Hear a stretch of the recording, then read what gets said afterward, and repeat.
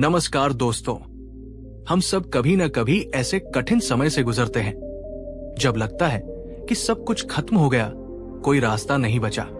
दिल भारी हो जाता है, दिमाग काम करना बंद कर देता है और हम बस उस मुश्किल के जाल में फंसकर छटपटाते रहते हैं। लेकिन क्या हो अगर मैं आपसे कहूं कि इस घोर निराशा और घबराहट के बीच भी शांति और समाधान का एक मार्ग है, एक ऐसा मार्ग जो हजारों साल पहले भगवान गौतम बुद्ध ने हमें दिखाया था। आज मैं आपके साथ भगवान बुद्ध के 3 ऐसे शक्तिशाली मंत्र साझा करने जा रहा हूं, जो शब्द मात्र नहीं बल्कि जीवन बदलने वाली कुंजियां है। ये मंत्र आपको सिखाएंगे कि कैसे कठिन से कठिन परिस्थितियों में भी घबराए बिना शांति और साहस के साथ आगे बढ़ा जाए। ये सिर्फ एक वीडियो नहीं बल्कि आपके भीतर छिपी उस असीम शक्ति को जगाने का एक प्रयास है। लेकिन इस यात्रा को शुरू करने से पहले मैं आपसे एक छोटा सा पर बहुत महत्वपूर्ण सवाल पूछना चाहता हूं। जब आप किसी मुश्किल में होते हैं तो सबसे पहली भावना या विचार आपके मन में क्या आता है? घबराहट, गुस्सा, निराशा या कुछ और? नीचे कमेंट बॉक्स में पूरी ईमानदारी से अपना अनुभव साझा करें। मैं आपके हर एक जवाब को पढ़ता हूं, क्योंकि हम सभी एक दूसरे के अनुभवों से सीखते हैं। तो चलिए अपनी सांसों को थोड़ा धीमा कीजिए, अपने मन को एकाग्र कीजिए और मेरे साथ चलिए उस ज्ञान की ओर जो आपके जीवन को एक नई दिशा दे सकता है। बहुत समय पहले एक समृद्ध नगर में रोहन नाम का एक युवा व्यापारी रहता था। उसका कारोबार खूब फल फूल रहा था। उसके पास धन, संपत्ति, मान सम्मान सब कुछ था। उसका जीवन खुशियों से भरा था और उसे लगता था कि ये सब हमेशा ऐसा ही रहेगा। लेकिन जीवन की अपनी ही चाल होती है। एक रात नगर में भयंकर बाढ़ आई। सब कुछ तहस-नहस हो गया। रोहन की दुकान, उसका माल, उसका घर, सब कुछ पानी में बह गया।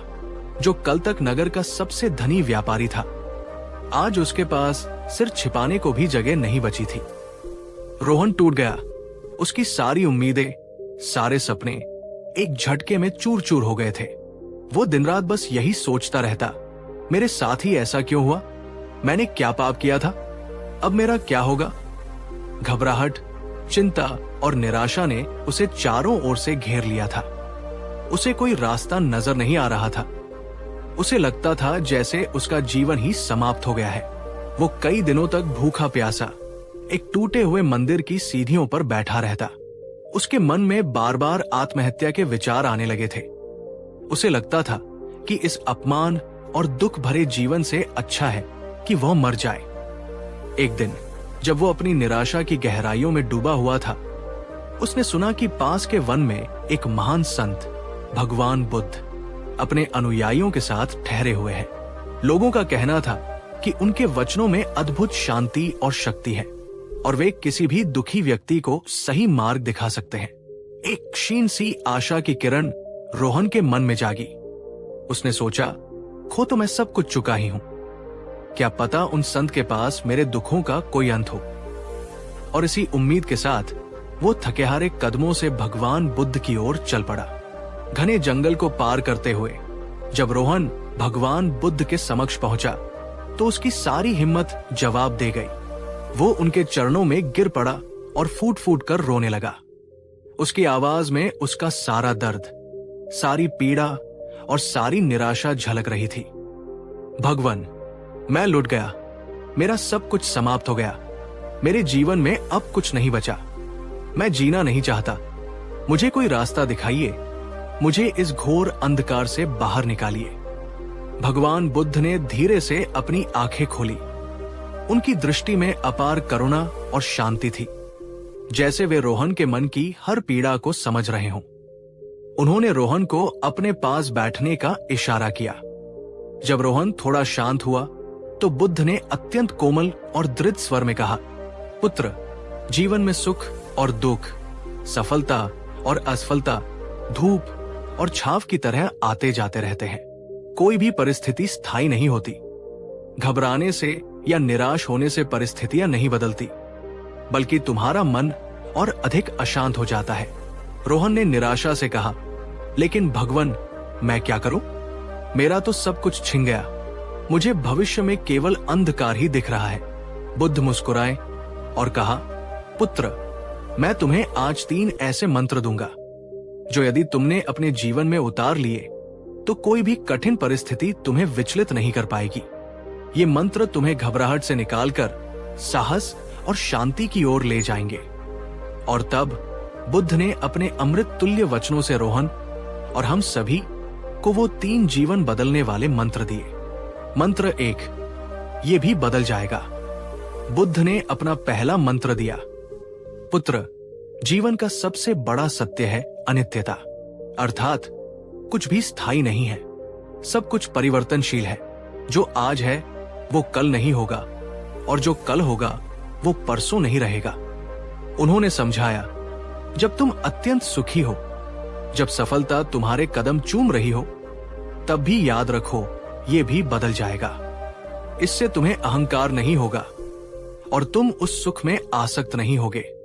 और जब तुम घोर दुख में हो, जब चारों ओर निराशा हो, जब लगे कि अब कुछ नहीं बचा, तब भी पूरे विश्वास के साथ याद रखो ये भी बदल जाएगा।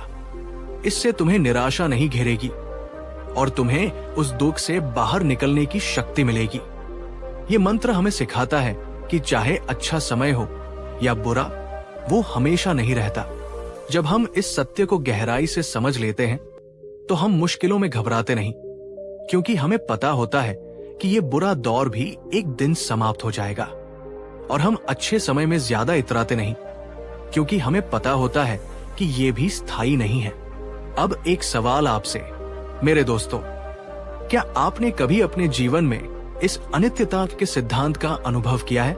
क्या कोई ऐसा बुरा दौर था जिसके बारे में आपने सोचा था कि ये कभी खत्म नहीं होगा, लेकिन समय के साथ वो भी गुजर गया? अपने अनुभव नीचे कमेंट्स में जरूर साझा करें। आपके अनुभव दूसरों को हिम्मत दे सकते हैं। इस मंत्र का प्रैक्टिकल उपाय, जब भी आप किसी कठिन परिस्थिति में हो या मन बहुत घबरा रहा हो, तो आंखें बंद करके गहरी सांस लें और मन ही मन 5 से 7 बार दोहराएं, ये भी बदल जाएगा। इस वाक्य की शक्ति को महसूस करें। यह आपको तात्कालिक शांति और धैर्य देगा। आप चाहें तो इसे एक छोटे कागज पर लिखकर ऐसी जगह रख सकते हैं जहां आपकी नजर बार बार पड़े। दोस्तों, अगर आपको बुद्ध का यह पहला मंत्र शक्तिशाली और उपयोगी लगा हो और आपको लगता है कि ये आपके या किसी और के जीवन में सकारात्मक बदलाव ला सकता है, तो इस वीडियो को एक लाइक जरूर दीजिए। आपका एक लाइक हमें और भी प्रेरणादायक सामग्री बनाने के लिए प्रोत्साहित करता है। मंत्र 2, दुख का मूल कारण हमारी इच्छाएं और आसक्ति है। बुद्ध ने रोहन की ओर देखते हुए दूसरा और अधिक गहरा मंत्र दिया, पुत्र, हमारे जीवन में जो भी दुख, पीड़ा या घबराहट है, उसका मूल कारण हमारी अपनी इच्छाएं, अपेक्षाएं और वस्तुओं या परिस्थितियों से हमारा गहरा लगाव, आसक्ति है। उन्होंने विस्तार से समझाया, जब हम किसी चीज से बहुत ज्यादा उम्मीद लगा लेते हैं, चाहे वो धन हो, संबंध हो, सफलता हो या कोई विशेष परिणाम हो, और वो उम्मीद पूरी नहीं होती, तो हमें दुख होता है। हम चाहते हैं कि चीजें हमेशा हमारी मर्जी के अनुसार हों, लेकिन जीवन अपनी गति से चलता है। जब तुम ये समझ जाओगे कि तुम्हारी घबराहट का कारण बाहरी परिस्थितियां उतनी नहीं जितना उन परिस्थितियों से तुम्हारी अपेक्षाएं और तुम्हारा मोह है, तो तुम अपने दुख के स्रोत को पहचान पाओगे। ये मंत्र हमें आत्मनिरीक्षण करने के लिए प्रेरित करता है। जब हम मुश्किल में होते हैं तो हम अक्सर बाहरी कारकों को दोष देते हैं, लेकिन बुद्ध हमें अपने भीतर झांकने के लिए कहते हैं।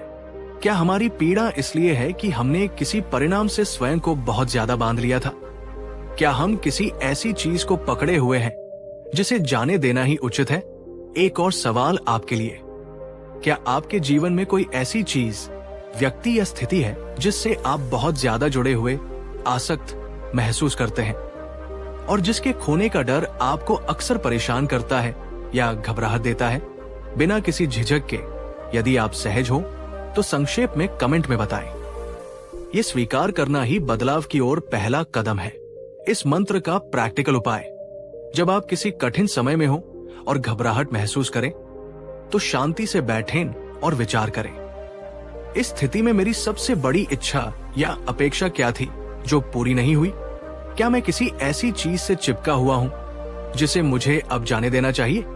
अगर मैं इस इच्छा या आसक्ति को थोड़ा ढीला छोड़ दूं, तो क्या मेरी पीड़ा कम हो सकती है? ये अभ्यास आपको अपनी भावनाओं को बेहतर ढंग से समझने और उन्हें नियंत्रित करने में मदद करेगा। इसे स्वीकार्यता का अभ्यास भी कह सकते हैं, जो है जैसा है उसे स्वीकार करना। अगर आप बुद्ध के इस दूसरे मंत्र की गहराई को समझ पा रहे हैं और मानते हैं कि आसक्ति को कम करने से जीवन में शांति आ सकती है, तो कमेंट में लिखिए, मैं आसक्ति को समझकर शांति की ओर बढ़ूंगी। और हाँ, अगर आपके किसी मित्र या परिजन को इसकी जरूरत है, तो उन तक ये वीडियो शेयर करके अवश्य पहुंचाएं। ज्ञान बांटने से बढ़ता है। मंत्र 3, वर्तमान क्षण में जीना ही सच्चा जीवन है। बुद्ध ने अपना तीसरा और अंतिम पर अत्यंत महत्वपूर्ण मंत्र दिया। पुत्र, हमारा मन या तो बीते हुए कल की स्मृतियों और पछतावों में उलझा रहता है, या आने वाले कल की चिंताओं और कल्पनाओं में खोया रहता है। इन दोनों ही अवस्थाओं में वो वर्तमान क्षण से दूर हो जाता है, और वर्तमान क्षण ही एकमात्र सत्य है जहां जीवन वास्तव में घटित होता है। उन्होंने समझाया, जब तुम अतीत के बारे में सोचकर दुखी होते हो, तो तुम उस समय को बदल नहीं सकते जो बीत चुका है, और जब तुम भविष्य की चिंता करते हो, तो तुम उस अनिश्चितता से घबराते हो जिस पर तुम्हारा पूर्ण नियंत्रण नहीं है। इन दोनों ही स्थितियों में तुम अपनी ऊर्जा व्यर्थ करते हो और घबराहट को बढ़ाते हो। कठिन समय में घबराहट इसलिए भी अधिक होती है क्योंकि हमारा मन या तो हाय ऐसा क्यों हुआ, अतीत में फंसा रहता है, या अब क्या होगा, भविष्य की चिंता में डूबा रहता है। समाधान है वर्तमान क्षण में लौटना। ये मंत्र हमें माइंडफुलनेस या सजगता का महत्व सिखाता है। अपने विचारों, अपनी भावनाओं और अपने आसपास के वातावरण के प्रति जागरूक होना, बिना उन्हें अच्छा या बुरा कहे। जब हम पूरी तरह से वर्तमान में होते हैं, तो हमारा मन शांत होता है और हम परिस्थितियों का सामना अधिक स्पष्टता और साहस से कर पाते हैं। एक अंतिम सवाल आपसे जो बहुत महत्वपूर्ण है, आपका मन दिन भर में सबसे ज्यादा कहां भटकता है? बीते हुए कल की बातों में, या आने वाले कल की चिंताओं में, या आप वर्तमान क्षण में रहने का प्रयास करते हैं? कमेंट करके बताएं कि आपके लिए वर्तमान में रहना कितना आसान या मुश्किल होता है। इस मंत्र का प्रैक्टिकल उपाय, सांसों पर ध्यान दें। दिन में कई बार बस कुछ क्षणों के लिए रुकें और अपनी आती जाती सांसों पर ध्यान दें। महसूस करें कि हवा कैसे आपके नथुनों से अंदर जा रही है और बाहर आ रही है। यह आपको तुरंत वर्तमान में ले आएगा। सजग होकर कार्य करें। आप जो भी काम कर रहे हो, चाहे खाना खा रहे हो, चल रहे हो, या किसी से बात कर रहे हो, उसे पूरे ध्यान से करें। अपनी सभी इंद्रियों का उपयोग करें। तकनीक, जब घबराहट महसूस हो तो रुकें और अपने आसपास देखें। 5 चीजें जिन्हें आप देख सकते हैं, 4 चीजें जिन्हें आप छू सकते हैं, 3 चीजें जिन्हें आप सुन सकते हैं, 2 चीजें जिन्हें आप सूंघ सकते हैं, 1 चीज जिसे आप चख सकते हैं, या एक गहरी सकारात्मक सांस लें। ये अभ्यास आपको तुरंत आपके परिवेश और वर्तमान क्षण से जोड़ता है। दोस्तों, क्या आप आज से ही वर्तमान क्षण में जीने का, सजग रहने का ये सुंदर अभ्यास अपने जीवन में शामिल करने का संकल्प लेते हैं? अगर हाँ, तो इस वीडियो को उन सभी लोगों के साथ शेयर करें जिन्हें आप जानते हैं कि वे अक्सर तनाव और चिंता में रहते हैं। शायद बुद्ध का ये मंत्र उनके जीवन में भी शांति ला सके। और कमेंट में लिखें, मैं वर्तमान में जीऊंगी। रोहन ने भगवान बुद्ध के इन 3 मंत्रों को बहुत ध्यान से सुना। जैसे जैसे वो इन वचनों की गहराई को समझता गया, उसके मन का अंधकार छंटने लगा। उसे महसूस हुआ कि उसकी घबराहट और निराशा का कारण बाहरी परिस्थितियां उतनी नहीं थी जितना उसका उन परिस्थितियों के प्रति उसका अपना दृष्टिकोण था। उसने पहले मंत्र को याद किया, ये भी बदल जाएगा। उसे समझ आया कि उसका बुरा वक्त भी स्थायी नहीं है। ये विचार ही उसे बहुत बड़ी हिम्मत दे गया। फिर उसने दूसरे मंत्र पर मनन किया, दुख का मूल कारण आसक्ति है। उसने महसूस किया कि वो अपने पिछले वैभव, अपनी संपत्ति और अपनी पहचान से बुरी तरह चिपका हुआ था। जब उसने मानसिक रूप से उस आसक्ति को ढीला छोड़ा तो उसका मन हल्का हो गया और अंत में उसने तीसरे मंत्र को अपने जीवन में उतारा, वर्तमान क्षण में जीना। उसने अतीत पर पछताना और भविष्य की चिंता करना छोड़कर इस बात पर ध्यान केंद्रित किया कि वो अभी क्या कर सकता है। रोहन वन से लौटा। उसके पास कुछ नहीं था, लेकिन उसके पास बुद्ध के दिए हुए 3 अनमोल मंत्र थे। उसने छोटे मोटे काम करने शुरू किए। कभी लकड़ियां काटी, कभी किसी के खेत में मजदूरी की। मुश्किलें अब भी थी, लेकिन अब उसके मन में घबराहट नहीं, बल्कि एक अजीब सी शांति और आत्मविश्वास था। वो जो भी काम करता पूरे ध्यान और ईमानदारी से करता। धीरे धीरे अपने परिश्रम और सकारात्मक दृष्टिकोण से रोहन ने फिर से अपना जीवन संवारा।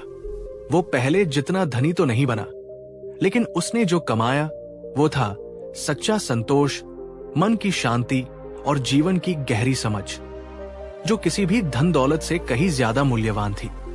तो मेरे प्यारे मित्रों, ये थी रोहन की कहानी और भगवान बुद्ध के वो 3 शक्तिशाली मंत्र, जो न केवल रोहन के बल्कि किसी के भी जीवन को कठिन समय में सहारा दे सकते हैं और उसे बदल सकते हैं। ये भी बदल जाएगा, याद रखें। कोई भी स्थिति स्थायी नहीं है। दुख का मूल कारण आसक्ति है। अपनी इच्छाओं और लगाव को समझें और उन्हें संतुलित करें। वर्तमान क्षण में जीना, अतीत के पछतावे और भविष्य की चिंता से मुक्त होकर वर्तमान पर ध्यान केंद्रित करें। ये मंत्र कोई जादुई छड़ी नहीं है, बल्कि ये जीवन जीने के वो सिद्धांत हैं जिन्हें अभ्यास में लाने से ही इनका वास्तविक प्रभाव अनुभव होता है। जब भी जीवन में मुश्किलें आए, जब भी मन घबराए, इन 3 मंत्रों को याद कीजिएगा। अगर बुद्ध के इन वचनों ने, इस कहानी ने आपके दिल को छुआ है और आपको लगता है कि ये आपके जीवन में या किसी और के जीवन में सकारात्मक बदलाव ला सकता है, तो कृपया इस वीडियो को एक प्यार भरा लाइक अवश्य दें और नीचे कमेंट में हमें जरूर बताएं कि इन 3 मंत्रों में से कौन सा मंत्र आपको सबसे ज्यादा शक्तिशाली लगा और आप उसे अपने जीवन में कैसे उतारने का प्रयास करेंगे। लिखिए, बुद्ध के वचन मेरा मार्गदर्शन करेंगे। और हाँ, इस ज्ञान के प्रकाश को फैलने में हमारी मदद करें। इस वीडियो को अपने परिवार, अपने दोस्तों और उन सभी लोगों के साथ शेयर करें जिन्हें आपको लगता है कि इसकी सबसे ज्यादा जरूरत है।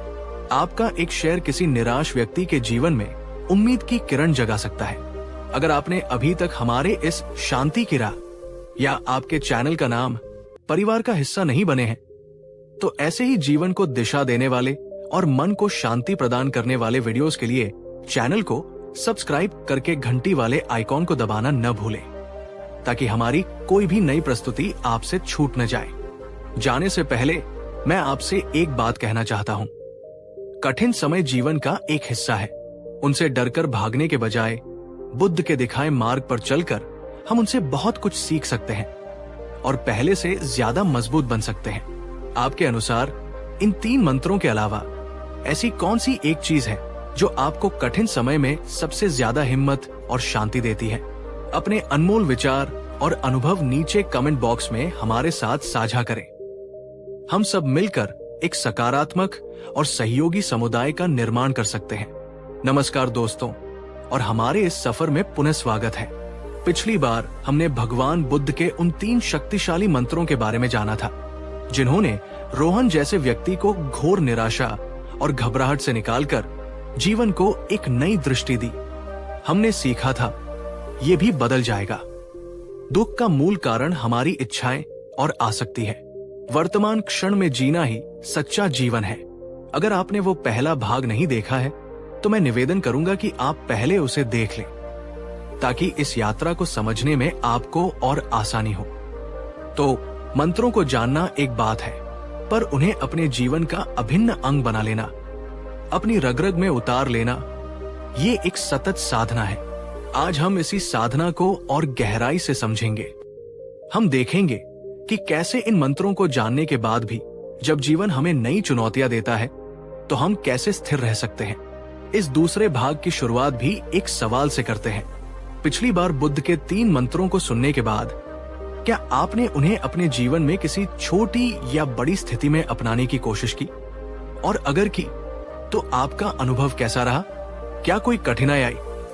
नीचे कमेंट बॉक्स में अपने अनुभव निसंकोच साझा करें। आपके अनुभव हमारे इस समुदाय के लिए बहुत मूल्यवान हैं।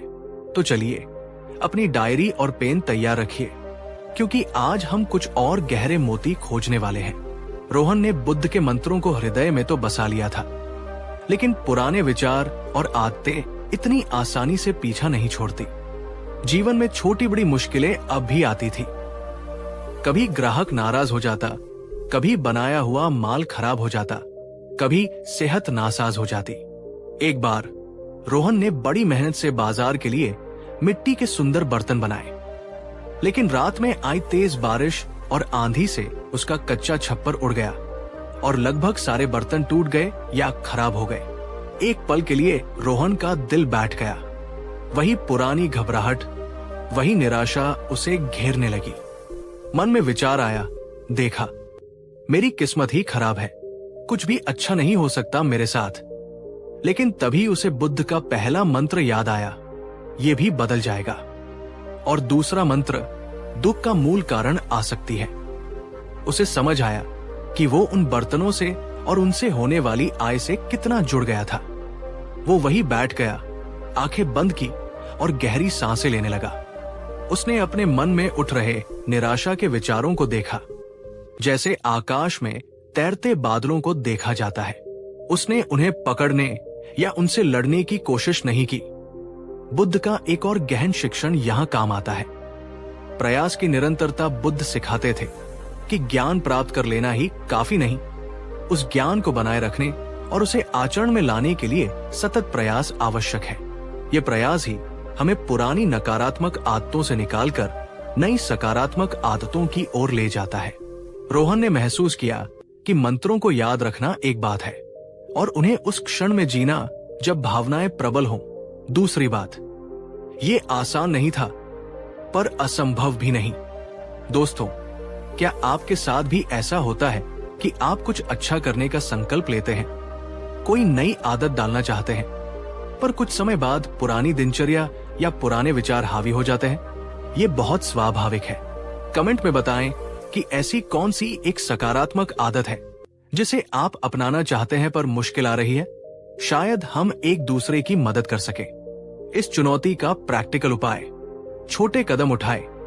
एक साथ सब कुछ बदलने की कोशिश न करें। एक समय में एक छोटी आदत या एक मंत्र पर ध्यान केंद्रित करें। आत्मकरुणा रखें। अगर आप चूक जाते हैं या पुराने पैटर्न में लौट जाते हैं तो खुद को कोसे नहीं। ये सीखने की प्रक्रिया का हिस्सा है। बस धीरे से खुद को वापस सही रास्ते पर ले आएं।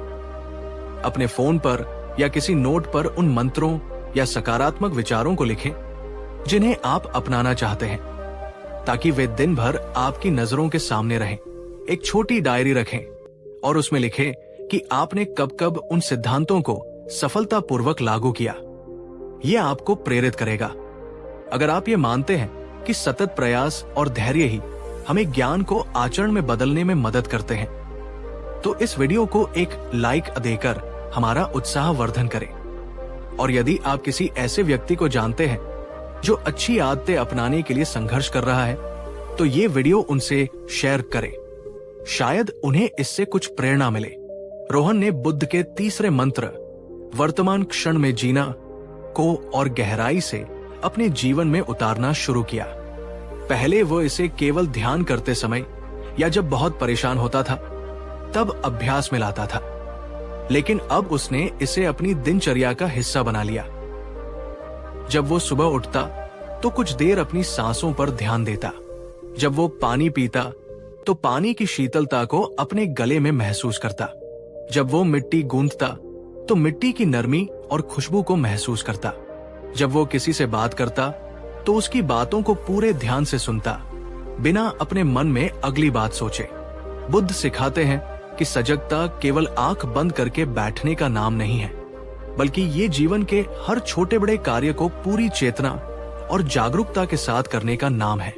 जब हम सजग होते हैं तो हम अपने विचारों और भावनाओं के प्रति अधिक जागरूक होते हैं और हम उन पर प्रतिक्रिया करने के बजाय उन्हें समझने का अवसर पाते हैं। एक दिन एक धनी सेठ रोहन के पास बर्तन खरीदने आया। सेठ का स्वभाव थोड़ा अक्खर था। उसने रोहन के बर्तनों में कई नुक्स निकाले, दाम कम करने की कोशिश की और यहां तक कि रोहन की कारीगरी पर भी सवाल उठाए। पुराने रोहन को शायद गुस्सा आ जाता या वो घबरा जाता, लेकिन इस बार रोहन शांत रहा। वो सजग होकर सेठ की हर बात सुनता रहा। उसने महसूस किया कि उसके भीतर क्रोध और अपमान की भावनाएं उठ रही है, लेकिन उसने उन भावनाओं पर तुरंत प्रतिक्रिया नहीं दी। उसने गहरी सांस ली और बुद्ध के पहले मंत्र को याद किया, ये भी बदल जाएगा। सेठ का ये व्यवहार भी अस्थायी है। और दूसरे मंत्र को, दुख का कारण आसक्ति, शायद सेठ अपनी प्रतिष्ठा या पैसे से बहुत आसक्त है, या मैं अपनी तारीफ से। फिर उसने बहुत ही शांत और दृढ़ स्वर में सेठ को अपने काम की गुणवत्ता और कीमत के बारे में समझाया। सेठ रोहन की इस शांति और आत्मविश्वास से प्रभावित हुआ। उसने न केवल बर्तन खरीदे बल्कि रोहन की प्रशंसा भी की। ये सजगता का ही कमाल था कि रोहन ने एक कठिन स्थिति को बिना घबराए और बिना क्रोधित हुए संभाल लिया। एक अभ्यास आपके लिए दोस्तों, आज आप जो भी एक काम करें, चाहे वो चाय पीना हो, चलना हो या किसी से बात करना हो, उसे पूरी सजगता के साथ करने का प्रयास करें। अपनी सभी इंद्रियों को उस काम में लगा दें और फिर शाम को अनुभव करें कि कैसा महसूस हुआ। कमेंट में बताएं कि आप आज कौन सा एक काम पूरी सजगता से करने का प्रयास करेंगे। जीवन में लाने के प्रैक्टिकल उपाय। अपने भोजन के रंग, रूप, गंध और स्वाद पर पूरा ध्यान दें। धीरे धीरे चबाएं।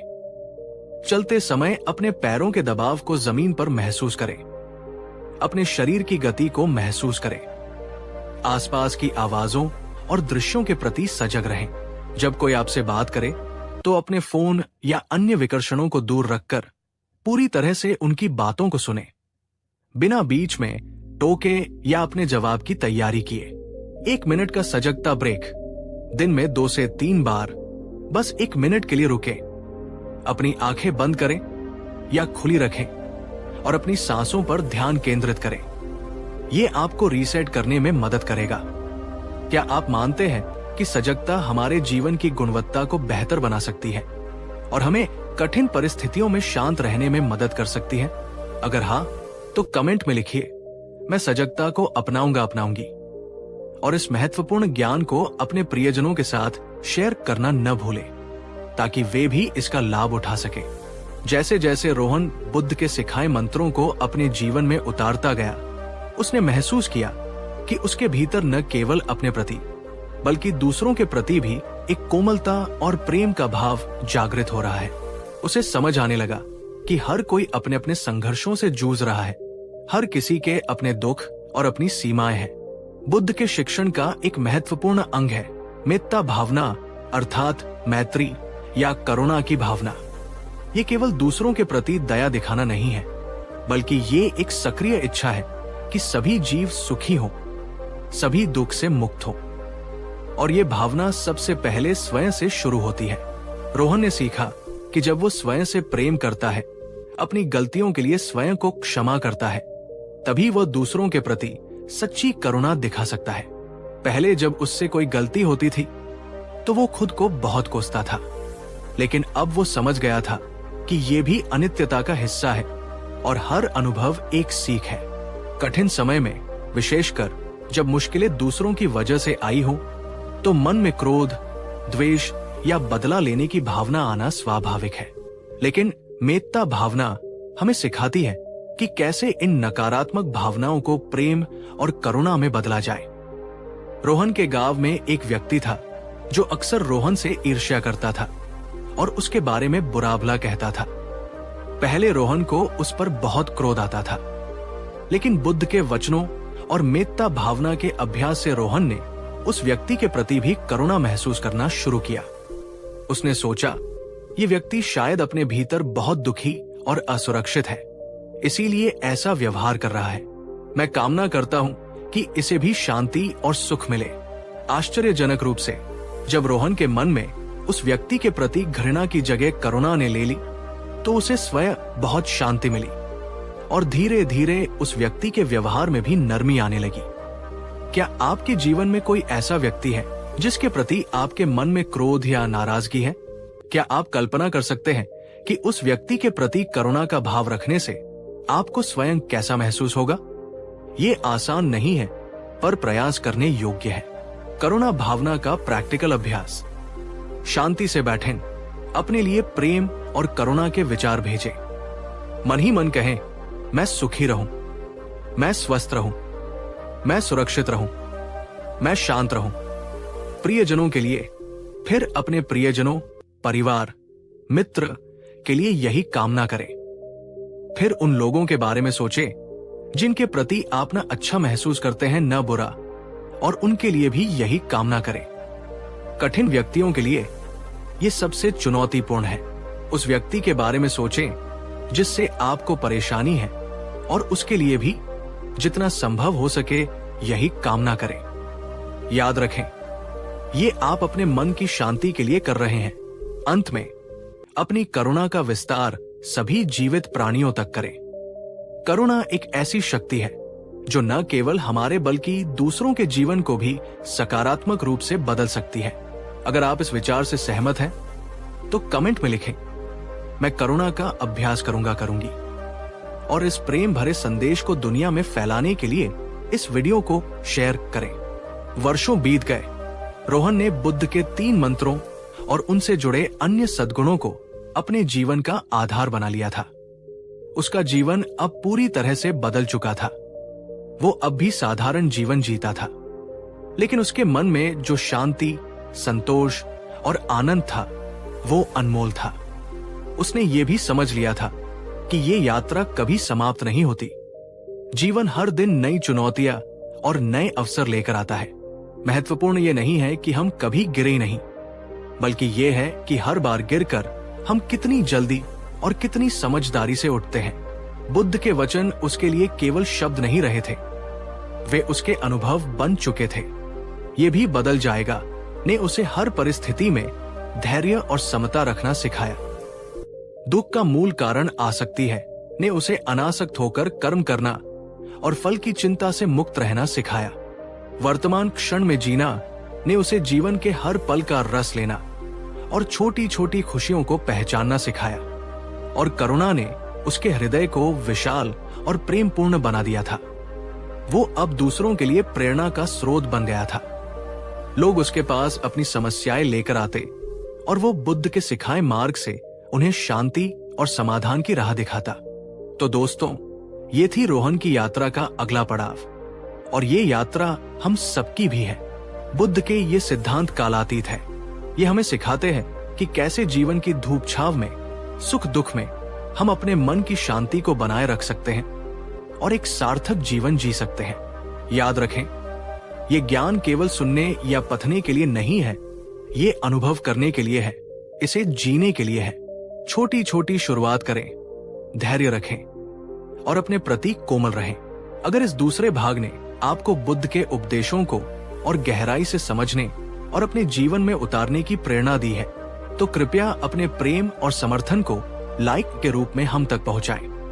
आपके लिए आज का सबसे महत्वपूर्ण टेकअवे क्या रहा, या बुद्ध की कौन सी शिक्षा आपको अपने जीवन के इस पड़ाव पर सबसे अधिक प्रासंगिक लग रही है? नीचे कमेंट में अपने विचार साझा करें। और अगर आपको लगता है कि ये ज्ञान किसी और के जीवन में भी प्रकाश ला सकता है, किसी और को भी कठिन समय से उबरने में मदद कर सकता है, तो इसे खुलकर शेयर करें। ज्ञान का दीपक जलाने से ही अंधकार मिटता है। अगर आप हमारे इस शांति की राह या आपके चैनल का नाम परिवार के साथ जुड़े रहना चाहते हैं और ऐसे ही जीवन को समृद्ध बनाने वाले और मन को शांति देने वाले वीडियोस भविष्य में भी देखना चाहते हैं, तो चैनल को सब्सक्राइब करना और घंटी वाले आइकॉन को दबाना बिल्कुल न भूलें। बुद्ध का मार्ग आत्मखोज और निरंतर विकास का मार्ग है। कोई भी रातों रात प्रबुद्ध नहीं हो जाता। ये छोटी छोटी जीतों और सीखों से भरी एक सुंदर यात्रा है। क्या आपके पास कोई ऐसा व्यक्तिगत अनुभव या कहानी है जहां आपने बुद्ध की किसी शिक्षा को अपनाकर अपने जीवन में कोई बड़ा बदलाव महसूस किया हो, कृपया अपने प्रेरणादायक अनुभव नीचे कमेंट्स में साझा करें। आपका अनुभव हजारों लोगों के लिए आशा की किरण बन सकता है। हम सब एक दूसरे के अनुभव से सीखते हैं और आगे बढ़ते हैं। अपनी यात्रा पर विश्वास रखें। हर कदम महत्वपूर्ण है। आप शांति, प्रेम और आनंद के पात्र हैं। अगली बार मिलने तक अपना और अपनों का ख्याल रखें। आपका बहुत बहुत धन्यवाद। बुद्ध शरण गच्छामि। कहानी 2। नमस्कार दोस्तों, जीवन एक यात्रा है और इस यात्रा में अच्छे बुरे, सुख दुख के पड़ाव आते ही रहते हैं। कभी सूरज की सुनहरी धूप खिलखिलाती है तो कभी घने काले बादल आसमान को घेर लेते हैं। जब बुरा वक्त आता है, जब मुश्किलें हमें चारों ओर से घेर लेती हैं, तो स्वाभाविक रूप से हमारा मन अशांत हो जाता है, घबराहट होती है और हम तुरंत प्रतिक्रिया करना चाहते हैं। कुछ कहना चाहते हैं, कुछ करना चाहते हैं। लेकिन क्या आपने कभी सोचा है कि कभी-कभी, विशेषकर बुरे वक्त में, हमारी सबसे बड़ी ताकत हमारी चुप्पी और हमारी शांति में छिपी हो सकती है। आज हम एक ऐसी ही गहन शिक्षा पर बात करेंगे जो हमें भगवान गौतम बुद्ध से मिली। एक ऐसी शिक्षा जो हमें सिखाती है कि जब जीवन की आंधियां तेज हो तो कैसे अपने भीतर के मौन और स्थिरता को बनाए रखकर हम उन तूफानों को भी पार कर सकते हैं। ये कहानी सिर्फ सुनने के लिए नहीं, बल्कि अपने भीतर उस असीम शांति को अनुभव करने का एक निमंत्रण है। लेकिन इस गहरी यात्रा में आगे बढ़ने से पहले मैं आपसे एक छोटा सा पर बहुत महत्वपूर्ण सवाल पूछना चाहता हूं। जब आप किसी बहुत कठिन परिस्थिति या बुरे वक्त से गुजर रहे होते हैं, तो आपकी पहली स्वाभाविक प्रतिक्रिया क्या होती है? क्या आप बहुत ज्यादा बोलते हैं, शिकायत करते हैं, या चुप रहकर स्थिति को समझने की कोशिश करते हैं? नीचे कमेंट बॉक्स में पूरी ईमानदारी से अपना अनुभव साझा करें। मैं आपके हर एक विचार को बहुत ध्यान से पढ़ता हूं, क्योंकि ये हमें एक दूसरे को बेहतर समझने में मदद करता है। तो चलिए अपनी सांसों को थोड़ा गहरा करें, अपने मन को वर्तमान क्षण में ले आएं और बुद्ध की इस अनमोल शिक्षा की ओर मेरे साथ बढ़ें। बहुत समय पहले एक शक्तिशाली राज्य में राजा विक्रमसेन का शासन था। राजा पराक्रमी थे, लेकिन उनका स्वभाव अत्यंत क्रोधी और अधीर था। छोटी छोटी बातों पर वे आपा खो बैठते थे और उनके दरबार में अक्सर तनाव का माहौल बना रहता था। एक बार पड़ोसी राज्य ने अचानक आक्रमण कर दिया। सीमा पर तैनात सेना हारने लगी और राज्य में हाहाकार मच गया। राजा विक्रमसेन क्रोध और चिंता से पागल हो उठे। उन्होंने तुरंत अपने सभी मंत्रियों और सेनापतियों की आपातकालीन सभा बुलाई। दरबार में कोलाहल मचा हुआ था। मंत्री एक दूसरे पर आरोप लगा रहे थे, सेनापति अपनी सफाई दे रहे थे और राजा का क्रोध हर पल बढ़ता जा रहा था।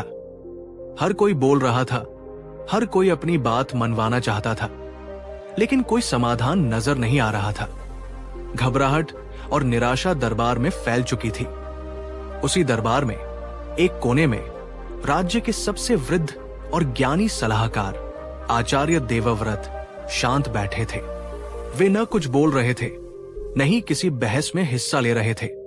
उनकी आंखें बंद थी और उनके चेहरे पर एक अजीब सी शांति थी, जैसे बाहर का कोलाहल उन्हें छू भी न पा रहा हो। राजा विक्रमसेन की नजर उन पर पड़ी। इस आपाधापी में आचार्य की चुप्पी उन्हें और भी ज्यादा क्रोधित कर गई। आचार्य देवव्रत, क्या आपको राज्य की चिंता नहीं? यहाँ सब विनाश के कगार पर है और आप ऐसे मौन बैठे हैं जैसे कुछ हुआ ही न हो। क्या आपके पास कहने को कुछ नहीं है? राजा गरजे। सारा दरबार आचार्य की ओर देखने लगा। सब उम्मीद कर रहे थे कि अब आचार्य भी कुछ तीखी प्रतिक्रिया देंगे या कोई जटिल योजना प्रस्तुत करेंगे। आचार्य देवव्रत ने धीरे से अपनी आंखें खोली। उनकी दृष्टि में न भय था, न क्रोध, केवल अपार शांति और करुणा। उन्होंने अत्यंत धीमे और स्पष्ट स्वर में कहा, महाराज, जब नदी में बाढ़ आती है तो क्या हम उसके बहाव से लड़कर उसे रोक सकते हैं, या पहले हमें शांत होकर पानी के उतरने का इंतजार करना चाहिए ताकि हम देख सकें कि कितना नुकसान हुआ है और आगे क्या करना है? उनकी इस बात ने जैसे पूरे दरबार में एक क्षण के लिए सन्नाटा ला दिया। आचार्य ने आगे कहा, यह समय बोलने का, आरोप प्रत्यारोप का या अधीरता दिखाने का नहीं है महाराज। ये समय है अपने भीतर शांत रहने का, स्थिति को बिना किसी पूर्वाग्रह के देखने का और फिर ठंडे दिमाग से समाधान खोजने का। कभी कभी सबसे बड़ी शक्ति मौन में और सबसे बड़ा समाधान शांति में छिपा होता है। राजा विक्रमसेन आचार्य की बातों से स्तब्ध थे। उन्हें अचानक महसूस हुआ कि इस कोलाहल और क्रोध में वे अपनी सोचने समझने की शक्ति खोते जा रहे थे। आचार्य देवव्रत की ये बुद्धिमत्ता वास्तव में भगवान बुद्ध की गहन शिक्षाओं से प्रेरित थी। बुद्ध ने अपने जीवन काल में बार बार मौन और आंतरिक शांति के महत्व पर जोर दिया। विशेषकर कठिन और चुनौतीपूर्ण परिस्थितियों में बुद्ध ने कभी ये नहीं कहा कि हमें समस्याओं का सामना नहीं करना चाहिए या कर्म नहीं करना चाहिए, लेकिन उन्होंने ये सिखाया कि किसी भी कर्म को करने से पहले या किसी भी प्रतिक्रिया को देने से पहले अपने मन को शांत करना और स्थिति को यथार्थ रूप में देखना अत्यंत आवश्यक है। भिक्षुओं, जब बाहरी परिस्थितियां प्रतिकूल हो, जब आलोचना के शब्द बाणों की तरह चुभे, जब हानि और दुख तुम्हें घेर ले, तो विचलित मत हो। अपने मन को वश में रखो। क्रोधित या उत्तेजित होकर प्रतिक्रिया मत दो। मौन रहो, शांत रहो, क्योंकि जब तुम मौन और शांत रहते हो तो तुम अपने भीतर की शक्ति से जुड़ते हो। तुम स्पष्ट रूप से देख पाते हो कि वास्तव में क्या हो रहा है। तुम्हारी बुद्धि सही निर्णय ले पाती है और सबसे बड़ी बात, तुम उस नकारात्मकता को अपने भीतर प्रवेश करने से रोक पाते हो जो तुम्हें और कमजोर कर देगी। बुद्ध ने सिखाया कि हमारी अधिकांश प्रतिक्रियाएं हमारी आदतों और संस्कारों का परिणाम होती है। बुरा वक्त आने पर तुरंत घबरा जाना, चीखना चिल्लाना या दूसरों को दोष देना, ये सब सीखी हुई प्रतिक्रियाएं हैं। लेकिन अभ्यास के द्वारा हम एक नई प्रतिक्रिया सीख सकते हैं, सजग मौन की प्रतिक्रिया। अब एक सवाल आपसे, मेरे प्यारे दोस्तों, क्या आपने कभी अनुभव किया है कि किसी मुश्किल स्थिति में तुरंत प्रतिक्रिया देने के बजाय कुछ देर चुप रहने और शांत होने से आपको बेहतर समाधान मिला हो या स्थिति और बिगड़ने से बच गई हो? अपने ऐसे अनुभव नीचे कमेंट्स में साझा करें। यह जानना बहुत दिलचस्प होगा कि मौन ने आपकी कैसे मदद की। बुद्ध क्यों कहते थे कि बुरा वक्त आए तो चुप रहो, शांत रहो? इसके कुछ गहरे कारण हैं। जब हम बुरे वक्त में बहुत ज्यादा बोलते हैं, शिकायत करते हैं या बहस करते हैं, तो हम अपनी बहुमूल्य मानसिक और भावनात्मक ऊर्जा को व्यर्थ गवा देते हैं। ये ऊर्जा हमें समाधान खोजने या स्थिति का सामना करने के लिए चाहिए होती है। चुप्पी हमारी ऊर्जा को संरक्षित करती है। जब मन भावनाओं के तूफान, क्रोध, भय, दुख से भरा होता है तो हम स्पष्ट रूप से सोच नहीं पाते। शांति और मौन हमारे मन के पानी को स्थिर करते हैं, जिससे हम स्थिति को अधिक स्पष्टता से देख पाते हैं और सही निर्णय ले पाते हैं। जब हम उत्तेजित होकर प्रतिक्रिया देते हैं तो हम अक्सर ऐसी बातें कह या कर जाते हैं जिनका हमें बाद में पछतावा होता है। ये स्थिति को और बिगाड़ सकता है। चुप्पी हमें नकारात्मक शब्दों और कर्मों से बचाती है। आत्मनिरीक्षण का अवसर, मौन हमें अपने भीतर झांकने का अवसर देता है। हम समझ पाते हैं कि इस स्थिति में हमारी अपनी क्या भूमिका है, हमारी कौन सी कमजोरियां उजागर हो रही हैं और हमें क्या सीखने की जरूरत है। दूसरे को भी शांत होने का अवसर देना। कभी कभी हमारी चुप्पी सामने वाले व्यक्ति को भी आत्ममंथन करने और शांत होने का अवसर देती है, खासकर यदि विवाद या बहस की स्थिति हो। दोस्तों, क्या आप बुद्ध की इस गहन शिक्षा से सहमत हैं कि मौन और शांति में अद्भुत शक्ति छिपी है? अगर हाँ, तो इस वीडियो को एक लाइक देकर अपना समर्थन व्यक्त करें। आपका हर लाइक हमें ये बताता है कि आप इन मूल्यों को महत्व देते हैं। मौन की साधना कैसे करें अभ्यास? बुद्ध की ये शिक्षा सुनने में तो बहुत अच्छी लगती है, लेकिन इसे अमल में लाना, विशेषकर जब भावनाएं उफान पर हों, आसान नहीं होता। इसके लिए अभ्यास और सजगता की जरूरत होती है। आचार्य देवव्रत ने राजा विक्रमसेन को यही समझाया। उन्होंने कहा, महाराज, ये शांति और मौन कोई पलायन नहीं है, बल्कि ये साहस और बुद्धिमत्ता का परिचायक है। इसे साधने के लिए कुछ अभ्यास करने होंगे। बुरा वक्त आने पर चुप और शांत रहने के कुछ प्रैक्टिकल तरीके। सबसे पहले ये पहचानना सीखें कि कौन सी बातें या स्थितियां आपको उत्तेजित करती है या आपकी शांति भंग करती है। जब आप अपने ट्रिगर्स के प्रति सजग होंगे तो आप उनके प्रति अपनी प्रतिक्रिया को नियंत्रित करने की दिशा में पहला कदम उठाएंगे। आपके लिए सवाल, आपकी शांति को भंग करने वाला सबसे आम ट्रिगर क्या है? क्या वह किसी व्यक्ति का व्यवहार है, कोई विशेष परिस्थिति या कोई आंतरिक भय? कमेंट में साझा करें यदि आप सहज हो। जैसे ही आपको लगे कि आप उत्तेजित हो रहे हैं या नकारात्मक प्रतिक्रिया देने वाले हैं, तुरंत रुके। कुछ भी कहने या करने से पहले एक पॉज ले। ये पॉज कुछ सेकंड का भी हो सकता है, लेकिन ये बहुत शक्तिशाली होता है। प्रैक्टिकल टिप, मन ही मन 1 से 10 तक गिनती गिने या 3 गहरी सांसें ले। ये आपको आवेग में प्रतिक्रिया करने से रोकेगा। उस पॉज के दौरान सचेत रूप से मौन रहने का चुनाव करें। अपने आप से कहें, मैं अभी कुछ नहीं कहूंगी, मैं पहले शांत होऊंगी। ये याद रखें कि आपके पास हमेशा चुप रहने का विकल्प होता है। मौन रहते हुए अपना पूरा ध्यान अपनी आती जाती सांसों पर ले आएं। महसूस करें कि हवा कैसे अंदर जा रही है और बाहर आ रही है। सांसें हमारे मन को वर्तमान क्षण में लाने और शांत करने का सबसे शक्तिशाली उपकरण है। दिन में कई बार कुछ मिनटों के लिए सचेत श्वास का अभ्यास करें ताकि ये आपकी आदत बन जाए। 5वां कदम, अपने विचारों और भावनाओं को देखें। मौन और शांति की अवस्था में अपने मन में उठ रहे विचारों और भावनाओं को एक साक्षी की तरह देखें, बिना उनसे उलझे या उन्हें सही गलत ठहराएं। जैसे आकाश में बादल आते जाते रहते हैं, वैसे ही विचार और भावनाएं भी आती जाती है। उन्हें बस देखें और जाने दें।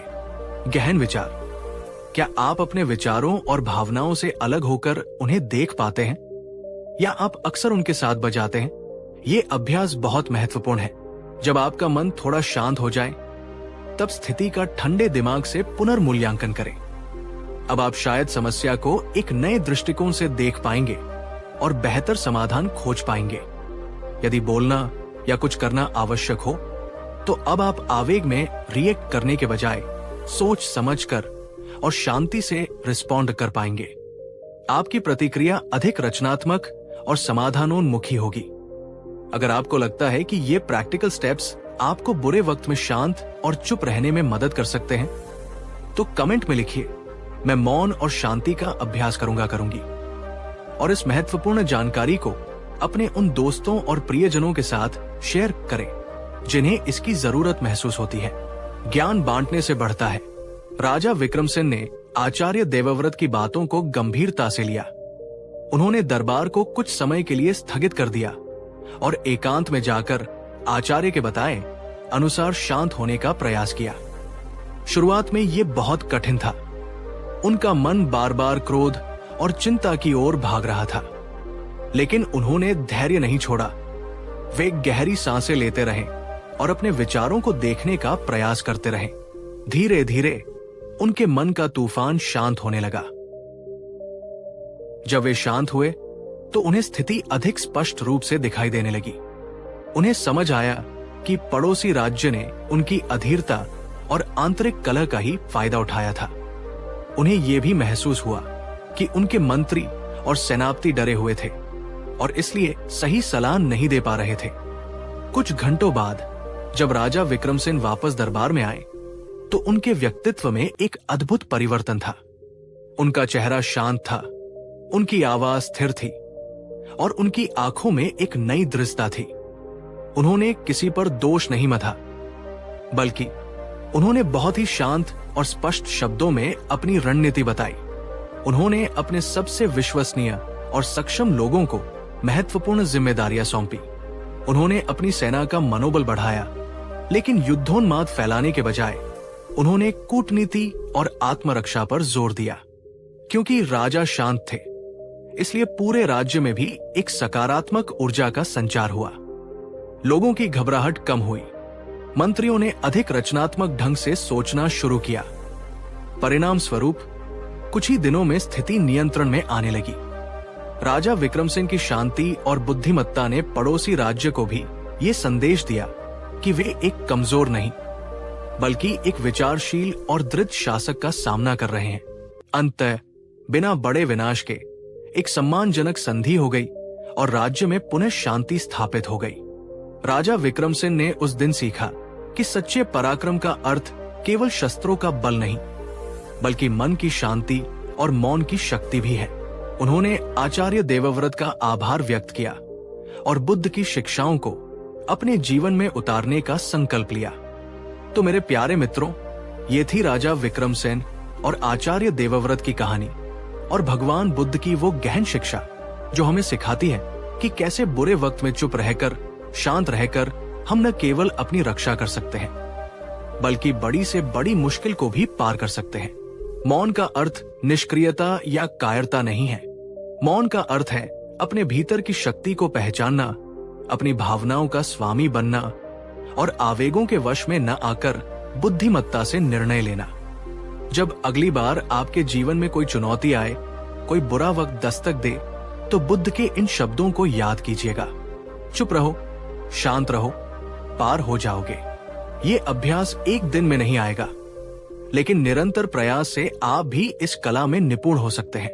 अगर भगवान बुद्ध की ये शिक्षा, ये कहानी आपके हृदय को छू गई है और आपको लगता है कि ये आपके जीवन में शांति और स्थिरता ला सकती है, तो कृपया इस वीडियो को एक प्रेरणादायक लाइक जरूर दें और नीचे कमेंट में हमें ये जरूर बताएं कि आज की इस चर्चा से आपने सबसे महत्वपूर्ण बात क्या सीखी, या मौन और शांति का आपके जीवन में क्या महत्व है।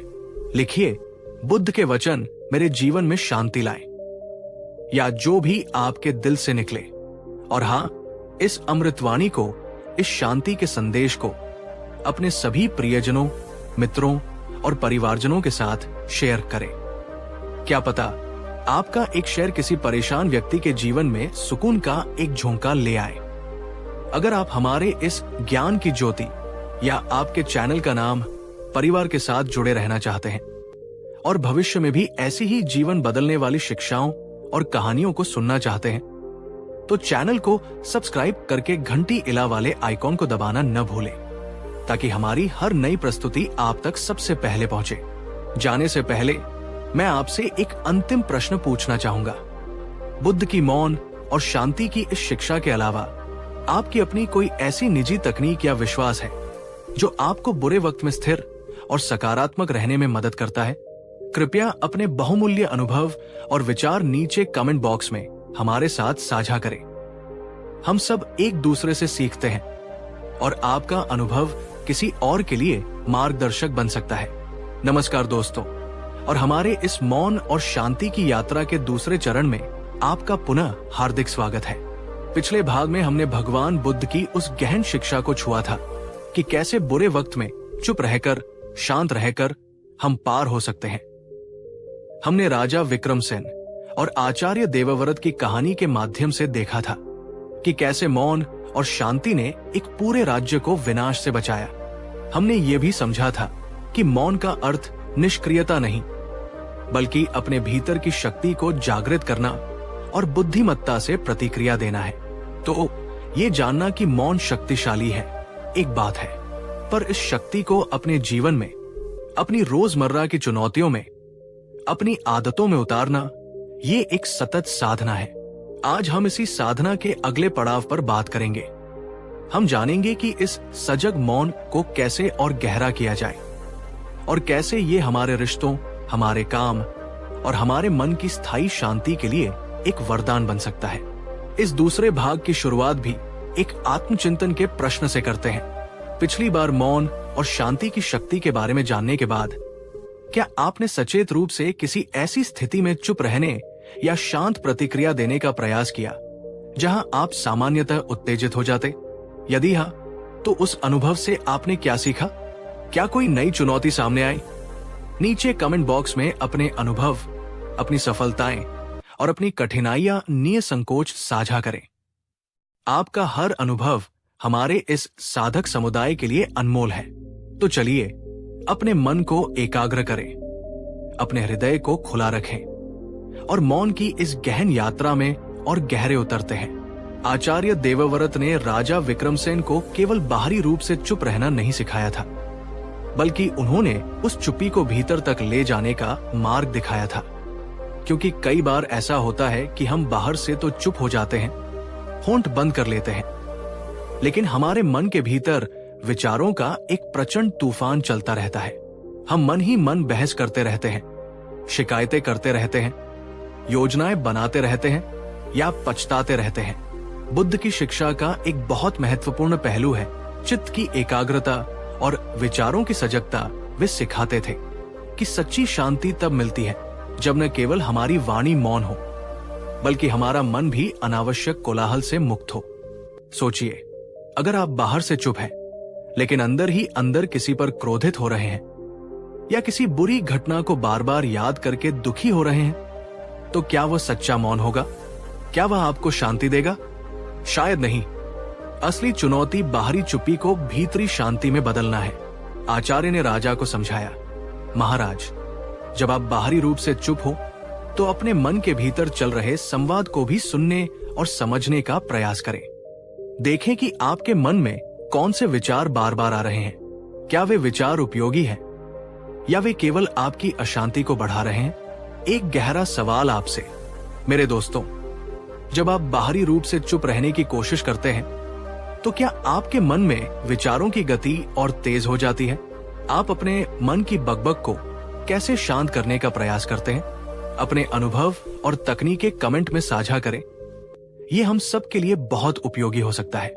भीतरी मौन या विचारों की शांति के लिए प्रैक्टिकल अभ्यास। विचारों को साक्षी भाव से देखना। जब आप शांत बैठें तो अपने मन में उठने वाले विचारों को बिना किसी निर्णय के, बिना उनसे उलझे, बस एक तटस्थ दर्शक की तरह देखें।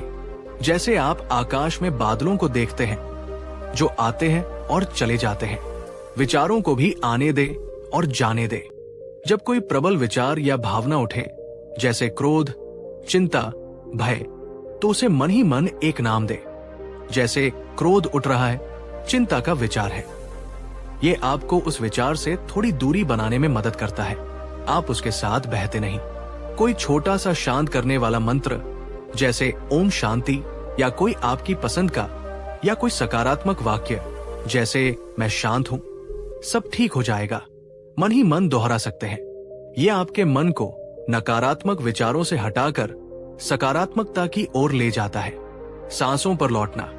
जब भी लगे कि विचार बहुत ज्यादा हावी हो रहे हैं, तो अपना ध्यान तुरंत अपनी सांसों पर वापस ले आए। सांसें वर्तमान क्षण का लंगर है। नियमित ध्यान का अभ्यास। प्रतिदिन कुछ समय 5 से 10 मिनट से शुरू करके नियमित रूप से ध्यान, जैसे आनापानसती, सांस पर ध्यान का अभ्यास करने से मन को शांत और विचारों को नियंत्रित करने की क्षमता बढ़ती है। अगर आप मानते हैं कि सच्चा मौन केवल बाहरी नहीं, बल्कि भीतरी भी होना चाहिए, और आप अपने विचारों को शांत करने का प्रयास करने के लिए प्रेरित हुए हैं, तो इस वीडियो को एक लाइक देकर अपनी सहमति जताएं। और अगर आप किसी ऐसे व्यक्ति को जानते हैं जो मन की अशांति से जूझ रहा है, तो ये वीडियो उनसे शेयर करें। शायद ये उनके लिए मददगार हो। बुद्ध की शिक्षा का ये अर्थ कदापि नहीं है कि हमें हर परिस्थिति में हमेशा चुप ही रहना चाहिए। अन्याय के सामने चुप रहना, या जहां हमारी आवाज की जरूरत है वहां मौन साध लेना, ये बुद्ध का मार्ग नहीं है। बुद्ध ने स्वयं सत्य और धर्म की स्थापना के लिए बोला, उपदेश दिए। तो महत्वपूर्ण सवाल ये उठता है कि कब चुप रहना है और कब बोलना है, और अगर बोलना है तो कैसे बोलना है। आचार्य देवव्रत ने राजा विक्रमसेन को यही विवेक सिखाया। उन्होंने कहा, महाराज, मौन एक हथियार भी है और एक ढाल भी। इसका प्रयोग बुद्धिमानी से करना चाहिए। बुद्ध के सम्यक वचन के सिद्धांत यहाँ बहुत प्रासंगिक है, जो अष्टांगिक मार्ग का एक हिस्सा है। सम्यक वचन के अनुसार हमारी वाणी होनी चाहिए सत्य। जो हम कहें वो सच हो। जो हम कहें वो दूसरों के लिए और स्वयं के लिए लाभकारी हो। जो हम कहें वो कठोर या कड़वा न हो, बल्कि मधुर और प्रेमपूर्ण हो, जहां तक संभव हो। उचित समय पर कहा गया सही बात भी गलत समय पर कही जाए तो उसका प्रभाव उल्टा हो सकता है। तो बुरे वक्त में या किसी चुनौतीपूर्ण स्थिति में पहले चुप रहें, शांत हो, स्थिति को समझें जैसा हमने पहले भाग में चर्चा की। फिर विचार करें, क्या मेरा बोलना आवश्यक है? क्या मेरे बोलने से स्थिति बेहतर होगी या और बिगड़ेगी? क्या मैं जो कहने जा रहा हूं वो सत्य, हितकारी और प्रिय है? क्या ये बोलने का सही समय है? मेरी मंशा क्या है? मदद करना, समाधान निकालना या सिर्फ अपनी भड़ास निकालना, खुद को सही साबित करना? अगर इन सवालों के जवाब सकारात्मक है और आपको लगता है कि आपका बोलना आवश्यक और हितकारी है तो अवश्य बोले, लेकिन बोले शांति से, स्पष्टता से और सम्मान के साथ। आपके लिए एक स्थिति आधारित सवाल। कल्पना कीजिए कि आपके कार्यस्थल पर या परिवार में कोई आपके साथ अन्याय कर रहा है या गलत आरोप लगा रहा है। बुद्ध की शिक्षाओं के अनुसार आपकी पहली प्रतिक्रिया क्या होगी? मौन, शांति, और यदि बोलना जरूरी हो तो आप सम्यक वचन का पालन कैसे करेंगे? कमेंट में अपने विचार साझा करें। ये एक बहुत ही व्यावहारिक चुनौती है, सही समय पर सही तरीके से बोलने के लिए प्रैक्टिकल टिप्स।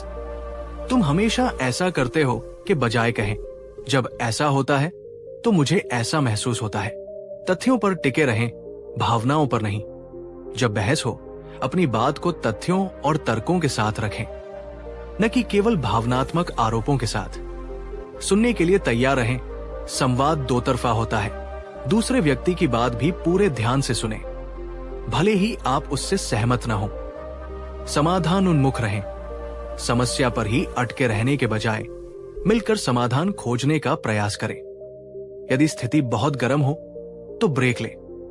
अगर बातचीत बहस में बदल रही है और कोई शांत नहीं हो पा रहा तो कहें, मुझे लगता है कि हमें इस पर बाद में बात करनी चाहिए जब हम दोनों थोड़े शांत हो।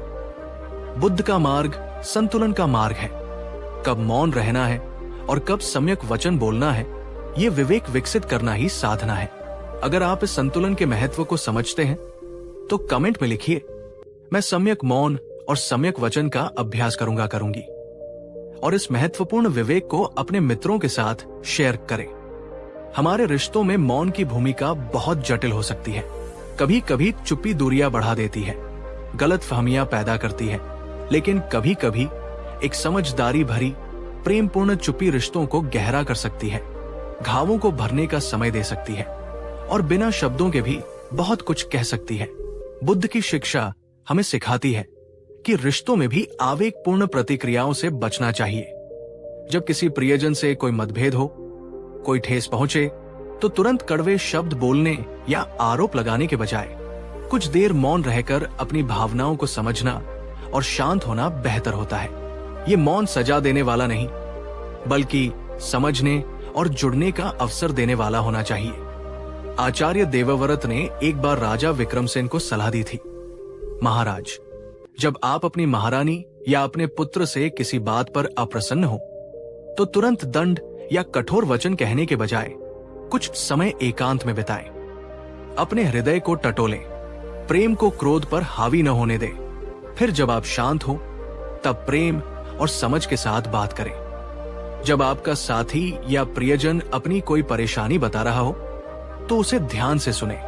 उसके बाद कुछ पल मौन रहकर उसकी भावनाओं को महसूस करने का प्रयास करें, बजाय इसके कि तुरंत सलाह देने लगे या अपनी बात कहने लगे। ये मौन दिखाता है कि आप सच में समझ रहे हैं। क्या आप अपने प्रियजनों के साथ बिना कुछ बोले भी सहज महसूस कर सकते हैं? ये गहरी आत्मीयता का संकेत है। ऐसी चुप्पी को विकसित करें। किसी बहस या झगड़े के बाद जब भावनाएं उफान पर हो तो कुछ देर के लिए अलग होकर शांत होना, एक दूसरे को स्पेस देना बेहतर होता है, बजाय इसके कि उसी समय समाधान खोजने की जिद करें। ये मौन सोचने और शांत होने का समय देता है, लेकिन ये स्पष्ट करें कि ये चुप्पी अस्थायी है और आप बाद में बात करेंगे। क्षमा का मौन। कभी कभी जब कोई अपनी गलती मान ले तो बहुत ज्यादा बोलने या उपदेश देने के बजाय एक शांत स्वीकृति और क्षमा का मौन अधिक प्रभावशाली होता है। आपके लिए एक आत्मचिंतन का प्रश्न। आपके रिश्तों में चुप्पी की भूमिका कैसी रही है? क्या आपने कभी ऐसी चुप्पी का अनुभव किया है जिसने आपके रिश्ते को मजबूत किया हो, या ऐसी चुप्पी का जो हानिकारक रही हो? अपने अनुभव साझा करें ताकि हम सब सीख सके। रिश्ते अनमोल होते हैं और बुद्धिमानी भरा मौन उन्हें और भी गहरा और प्रेमपूर्ण बना सकता है। अगर आप इस विचार से सहमत हैं, तो इस वीडियो को एक लाइक दें और इसे अपने प्रियजनों के साथ शेयर करें, खासकर उनके साथ जिनके साथ आप अपने मौन को और भी सार्थक बनाना चाहते हैं। अंततः बुद्ध के मार्ग पर मौन की साधना केवल बुरे वक्त को पार करने या रिश्तों को सुधारने का एक उपकरण मात्र नहीं है, बल्कि ये आत्मज्ञान और परम शांति, निर्वाण की ओर ले जाने वाला एक महत्वपूर्ण सोपान है।